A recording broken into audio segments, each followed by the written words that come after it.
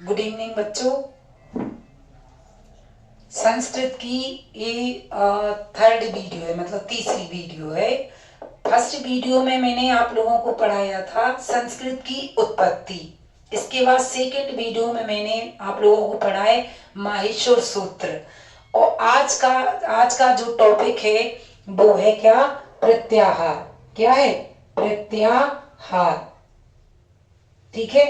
अब चूंकि प्रत्याहार बनाने के लिए माहेश्वर सूत्रों का आना आपको निश्चित है। यदि माहेश्वर सूत्र आप लोगों को नहीं आते तो फिर प्रत्याहार बनाना असंभव है। क्योंकि प्रत्याहार बनाने के लिए माहेश्वर सूत्रों को आपको आना ही चाहिए। अब चूंकि मैंने कल आपको पहली वाली वीडियो, जो सेकेंड वीडियो है संस्कृत की, उसमें आपको पढ़ाए थे क्या? माहेश्वर सूत्र। तो आपको 14 माहेश्वर सूत्र याद होने चाहिए। क्लियर? अब वो पूछेगा कि माहेश्वर सूत्र कितने हैं, तो माहेश्वर सूत्र मैंने आपको बताए थे कल कि कितने हैं? 14 है। कितने हैं? 14 है। जिसमें पहला माहेश्वर सूत्र है आ ई ऊ ड़, अयूण। पहला कौन है? अयूण। दूसरा है रिरी लिरी क, रिलरिक। तीसरा अयोंग, ए ओ अंगा, अयोंग। क्लियर? चौथा अयोच, अय आओ च, अयोच। पांचवा हा या वा रा ट, है वरट। अगला छठवां है लड़। सातवां या मा अंगा डा ना मा, यमगणम। आठवां झवाए, झा झवाए। नौमा है घड़ धस, घड़ धस। 10वां जब गढ़ दस, जब गढ़ दस। 11वां खफ छा ठा थ च ट ताओ, खप छटत चटताओ। 12वां का पा ए, कपाए। 13वां शा शा र, सशर। और 14वां हल। क्लियर? ये है 14 माहेश्वर सूत्र जो हर एक स्टूडेंट को, जिसे टेट, सीटेट, संविदा वर्ग 3, वर्ग 1, वर्ग 2, सुपर टेट निकालना है, उसको निश्चित ही माहेश्वर सूत्रों का ज्ञान होना चाहिए। क्योंकि यदि आपको माहेश्वर सूत्र जब नहीं आते तो मतलब आप संस्कृत नहीं सीख सकती। क्योंकि माहेश्वर सूत्र क्या है? संस्कृत की वर्णमाला। जब आपको वर्णमाला ही का ज्ञान नहीं है तो आप संस्कृत सीखने किस बेस पर निकले हो? समझ रहे? इसीलिए आपको सबसे पहले हिंदी सीखने के लिए क्या करना पड़ता? हिंदी की वर्णमाला सीखनी पड़ती है। तो जब आपको वर्णमाला ही नहीं आती संस्कृत की तो आप संस्कृत नहीं सीख सकती। और आपको यदि संस्कृत में 30 में 30 नंबर चाहिए तो सबसे पहले वर्णमाला का ज्ञान होना चाहिए। तो माहेश्वर सूत्र कितने हैं? 14। शिव सूत्र 14, अक्षरवेद 14 और पाणिनीय सूत्र 14। अब पहला है अयूण। कौन सा? अयूण। दूसरा रिलरिक। तीसरा अयोंग। चौथा अयोच। है। पांचवा हैवरत, लड़, यमगणम, झवाए, गणदस, जब गणदस, खप छटत चटताओ, कपाए, शशार और हल। जी आपको याद करना है। अयूण, रिलरिक, अयोंग, अयोच, हैवरट, लड़, यमगणम, झवाए, गणदस, जब गणदस, खप छटत चटताओ, खप छटा और चटा, खप छटत चटताओ, कपाए, शशार और हल। ये 14 माहेश्वर सूत्र आपको याद होना चाहिए। तो आज का जो टॉपिक है वो क्या है? आज का टॉपिक है प्रत्याहार। कौन सा है? प्रत्याहार। क्लियर? अब प्रत्याहार बनाने के लिए आपको माहेश्वर सूत्र आने चाहिए। सबसे पहला क्वेश्चन है कि प्रत्याहार कहते किसे हैं? तो प्रत्याहार की परिभाषा, डेफिनेशन, और प्रत्याहार की संख्या भी पूछ सकता है कि प्रत्याहार कितने होते हैं। तो याद रखना, वैसे तो जो माहेश्वर सूत्र हैं, तो वैसे तो इन माहेश्वर सूत्रों से 200 से अधिक प्रत्याहार बनाए जा सकते हैं, किंतु महर्षि पाणिनि ने अष्टाध्यायी में प्रत्याहार कितने बताए? 42। इसीलिए प्रत्याहारों की संख्या कितनी है? 42। निश्चिति कितनी? 42। 42 मतलब 42। संस्कृत में कोई भी अपवाद नहीं है, जो महर्षि पाणिनि कह गए वो ही आना है, और निश्चिति वो ही आंसर आपका सही होगा। तो प्रत्याहार कितने हैं? 42। अब प्रत्याहार कहते किसे हैं? डेफिनेशन, परिभाषा। तो प्रत्याहार की परिभाषा है प्रत्याह्रियन्ते संक्षिप्यन्ते वर्णा एनेति प्रत्याहारा। प्रत्याहार की परिभाषा क्या है? प्रत्याह्रियन्ते संक्षिप्यन्ते वर्णा एनेति प्रत्याहारा। प्रत्याह्रियन्ते संक्षिप्यन्ते वर्णा एनेति प्रत्याहारा। एनेति प्रत्याहारा। समझ गए? तो प्रत्याहार की ये क्या है? परिभाषा, डेफिनेशन क्या है? प्रत्याहार किसे कहते? पूछ सकता है आपको, तो आपको बताना है संक्षिप्तीकरण को प्रत्याहार कहते हैं। अब संक्षिप्तीकरण क्या है? जब मान लो आप पूछा गया, टेट में भी एक बार आया था कि अण प्रत्याहार में कितने वर्ण आएंगे। यूपी टेट का क्वेश्चन है, अण प्रत्याहार में कितने वर्णों की आवृत्ति होगी या कितने वर्ण आएंगे। 4 ऑप्शन भी थे, आ, ई, उ, या आ, ई, उ, या आ, ई, उ, या आ, ई और सी, इस प्रकार के। तो आपको लगाना है अण में कितने आएंगे? 3। क्यों आएंगे? देखो, प्रत्याहार बनाने के लिए पहला वर्ण चाहिए कैसा? पूरा। पहला वर्ण कैसा चाहिए? पूरा। बुद्धि ना, पहला वर्ण कैसा चाहिए? पूरा। और बाद का चाहिए कैसा? इत्संज्ञक। इत्संज्ञक माने तो डंडा वाला। डंडे जानते हो किसे कहते? डंडा मतलब हलंत, समझ रहे? डंडा मतलब हलंत।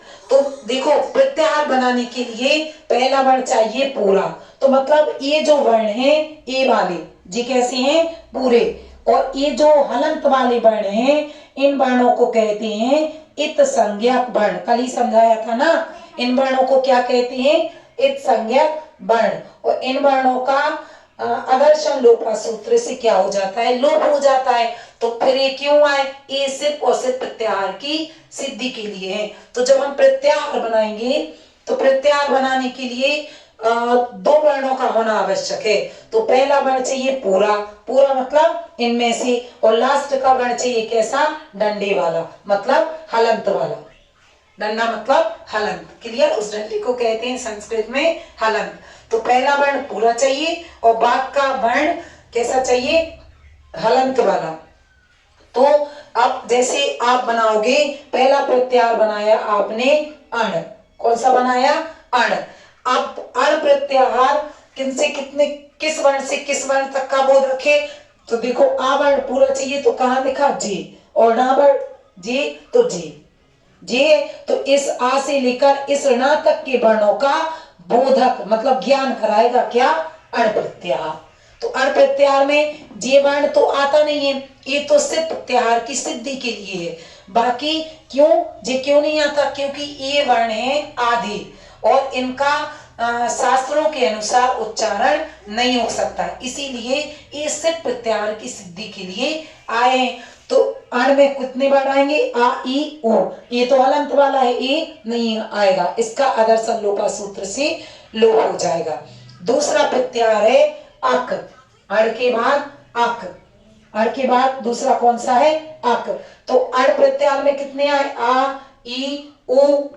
अब 3 अक में इधर से इधर तक के चाहिए, आ से का तक के, तो 3 तो ये आएंगे और 2 और ये आ जाएंगे। ये वर्ण आएंगे नहीं, हलंत वाले वर्ण नहीं आते। ये तो सिर्फ प्रत्याहार की सिद्धि के लिए होते हैं। तो अक में कितने आएंगे? आ, ई, उ। 3 तो आएंगे और ऋषि और लिली। ठीक है? तो अक में कितने आए? 5। अक प्रत्याहार को ही संस्कृत में मूल स्वर कहते हैं। अक वर्ण में जो वर्ण आए उनको क्या कहते हैं संस्कृत में? मूल स्वर। इनके खंड नहीं किए जा सकते। तो मूल स्वरों की संख्या संस्कृत में कितनी है? 5। फिर अगला प्रत्याहार बनेगा अच। अण, अक, अच। अण अक अच। तो अब आ चाहिए पूरा तो ए है, और चा चाहिए कैसा इत संज्ञक तो ए है। तो आ से लेकर चा तक के वर्णों का बोध कराएगा कौन? अच प्रत्याहार। तो 3, 2, 5, 2, 7 और 2, 9 ये तो आएंगे नहीं। क्यों? क्योंकि इनका तो अदर्शन लोपा सूत्र से लोप हो जाता है। तो अच प्रत्याहार में आ, ई, उ, ऋषि, ठीक है, और लिरी और ए आए ओ आओ, तो 9 वर्ण आते हैं। इसीलिए तो कहा गया है कि माहेश्वर सूत्रों में अच वर्णों की संख्या कितनी है? तो 9।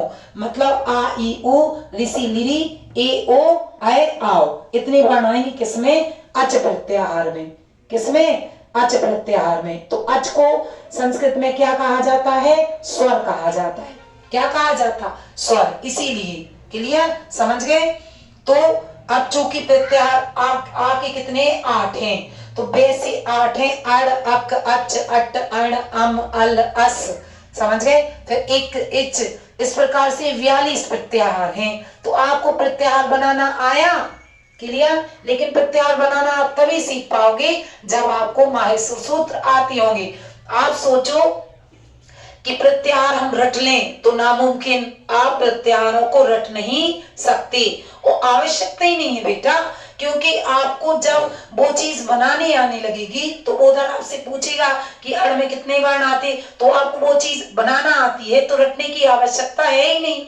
समझ रहे? तो सिर्फ और सिर्फ प्रत्याहार की सिद्धि के लिए, बनाने के लिए आपको 14 माहेश्वर सूत्रों को याद करना पड़ेगा। तो याद कर लेना, कोई कठिन नहीं है, और याद करने की आवश्यकता नहीं है। अब 2 या 3 बार पढ़ोगे तो ये याद हो जाएंगे। अयूड़, आयूड़, रिलरिक, अयोंग, अयोच, हैबरट, लड़, यमर्णम, झवय, गणदस, जब गणदस, कप, चटत, चटताओ, कपाय, शशर, ओहल। इस प्रकार से माहेश्वर सूत्र कितने हैं? 14। और 42 प्रत्याहारों की सिद्धि के लिए आपको 14 माहेश्वर सूत्रों का ज्ञान होना चाहिए। क्लियर?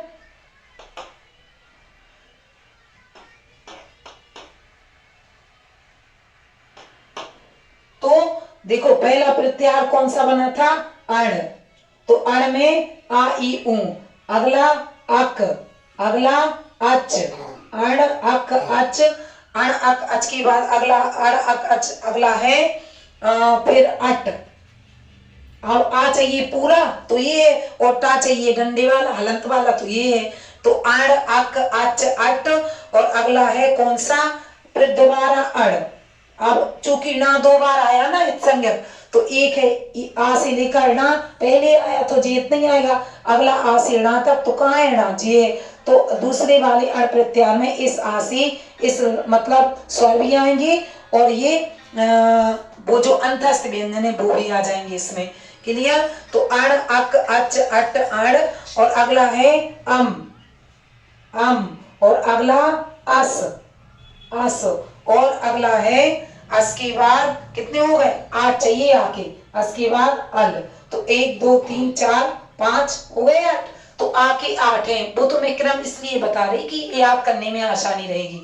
बाकी ये कभी क्वेश्चन नहीं आएगा कि आके कितने हैं। आपको तो सीधा सीधा पूछना है, वो पूछेगा कि अण प्रत्याहार में कितने वर्ण आएंगे, या अण प्रत्याहार में कौन कौन से वर्ण आते हैं, या अक में कितने, या अच में, या मूल स्वर किस प्रत्याहार में आती हैं, या संस्कृत में अच प्रत्याहार को क्या कहते हैं। तो ऐसे पूछेगा वो आपसे। तो आपको ये चीजें आनी चाहिए। अब जो कि रटना है नहीं, तो आपको ये आना चाहिए माहेश्वर सूत्र। क्यों? क्योंकि प्रत्याहार बनाने के लिए पहला वर्ण चाहिए पूरा, और लास्ट का चाहिए इत संज्ञक। तो वो पूरा वर्ण से लेकर, प्रथम वर्ण से लेकर उस इत संज्ञक वर्ण के बीच के वर्णों का बोधक वो प्रत्याहार आपको कराएगा। क्लियर? तो आपको 14 माहेश्वर सूत्र याद करना है कल तक, ठीक है? और फिर मैं 42 प्रत्याहार आपको कल बनाना सिखाऊंगी। आज सिर्फ माहेश्वर सूत्र याद करना है, और प्रत्याहार की परिभाषा याद रखना है।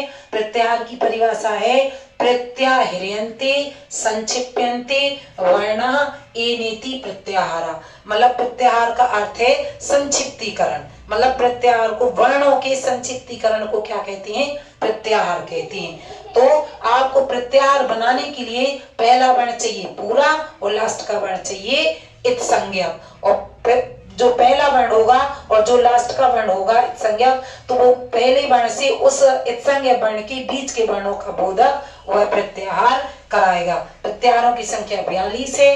वैसे तो माय सूत्रों से 200 से अधिक प्रत्याहार बनाए जा सकते हैं, किंतु महर्षि पाणिनि ने 42 प्रत्याहारों का प्रयोग ही अष्टाध्यायी में किया है। तो बस आपको आज के लिए इतना ही याद रखना, माहेश्वर सूत्र 14 है, प्रत्याहार 42 है और प्रत्याहार की परिभाषा ये है। कल मैं आपको प्रत्याहार बनाना सिखाऊंगी।